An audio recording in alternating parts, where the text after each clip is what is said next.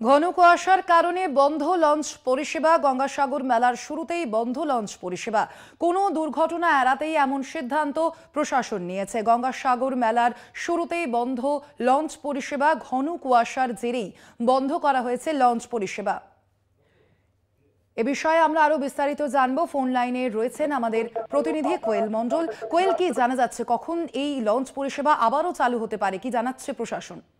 একদমই দেখো স্বর্ণালী, তোমাকে জানিয়ে রাখবো ইতিমধ্যে 8ই জানুয়ারি গঙ্গাসাগর মেলা শুরু হয়েছে এবং এই গঙ্গাসাগর মেলাকে ঘিরে মূল যে দুটি সমস্যা হয়, একদিকে লট নাম্বার 8, অন্যদিকে নামখানা পয়েন্ট। এই দুটি জায়গা থেকে নদীপথ পেরিয়ে কিন্তু গঙ্গাসাগরে পৌঁছতে হয় পুণ্যার্থীদের।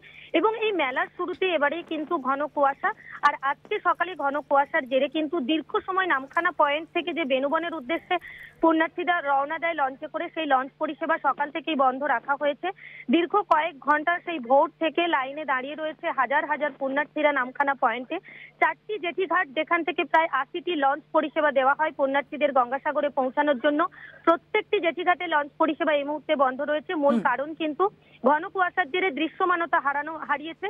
এই দৃশ্যমানতা হারানোর কারণে যাতে পুণ্যার্থীদের কোনো রকম অসুবিধে না হয়, দুর্ঘটনা এড়াতে প্রশাসনের তরফে এই লঞ্চ পরিষেবা বন্ধ রাখার সিদ্ধান্ত নেওয়া হয়েছে। এক্ষেত্রে আমরা কিন্তু কথা বলেছিলাম বেঙ্গল লঞ্চ ওনার্স অ্যাসোসিয়েশনের সম্পাদকের সঙ্গে। তিনি যেমনটা জানিয়েছেন যে পুণ্যার্থীদের সুরক্ষার কথা মাথায় রেখে দুর্ঘটনা এড়াতে কিন্তু এই লঞ্চ পরিষেবা ঘন কুয়াশার কারণে বন্ধ রাখা হয়েছে।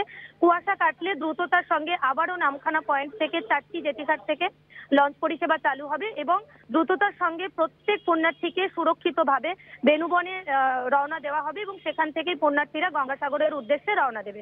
স্বর্ণালী। অর্থাৎ কোয়েল, প্রশাসনের তরফ থেকে যেমনটা জানা গিয়েছে যে ঘন কুয়াশা কিছুটা কাটলেই আবারও শুরু হবে লঞ্চ পরিষেবা। ধন্যবাদ তোমাকে কোয়েল।